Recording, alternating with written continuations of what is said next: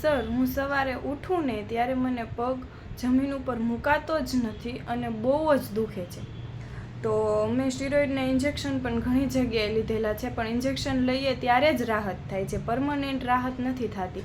જો આ દુખાવાને મૂળથી મટાડવો હોય તો શું કરી શકાય? એમાં એડીની તકલીફમાં જનરલી એક્સરેની અંદર હાડકું વધે એટલું જ આવતું હોય છે, પણ એ સિવાય પણ પગના પંજાના કુલ મસલ્સના 7 લેયર હોય છે.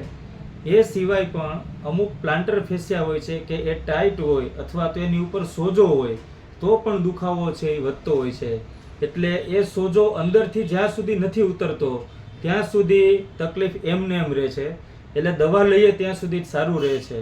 લાંબા ગાળાની રાહત માટે સૌથી અદ્યતન એટલે કે લેસર સારવાર જે છે એનાથી રાહત મેળવી શકાય છે.